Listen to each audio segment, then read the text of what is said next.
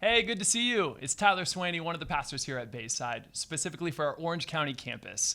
And when I was 5 years old, we used to live in Sacramento, that's right, in NorCal, before we were in Southern California. And I remember one particular season, there was this big rainstorm that hit. And I'm inside the house with my older sister, Christina, and my dad goes, Ty, Christina, get your raincoats on. We're going outside right now.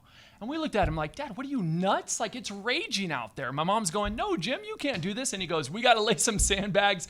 This thing's rising. It's going to flood. We got to do this right now. And I remember in that moment of fury and panic and terror all at the same time, we get outside. And it was one of the most fun experiences we've ever had. We still talk about it today. My mom's inside taking pictures and laughing at us. She wasn't going to get wet. She's making us hot chocolate, though, as great moms do. And I remember that moment going, man, my dad's kind of crazy, but it all worked out in the middle of the storm. Do you know the disciples, Jesus' 12 guys that he had follow him, thought he was crazy a lot of times? Like in Mark chapter 4, we read it in verse 37. It says this. The disciples one time are on the Sea of Galilee in a boat, and it says that a furious squall came up, and the waves broke over the boat so that it nearly swamped. Jesus was in the stern, sleeping on a cushion. The disciples woke him and said to him, Teacher, don't you care if we drown? He got up, rebuked the wind, and said to the waves, Quiet, be still. Then the wind died down, and it was completely calm.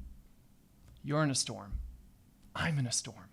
There's storm raging in our world, in our country, in our neighborhood, but there's also storms that rage right here inside of our souls. But here's the thing that we have in common. Our God is with us in the storm.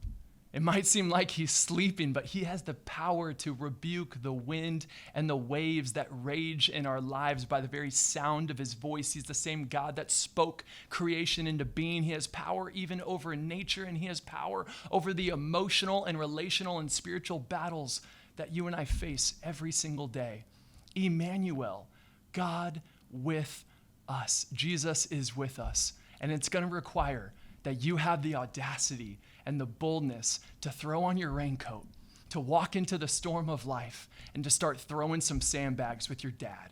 Our Heavenly Father asks us to participate in this ministry of life that he's given us.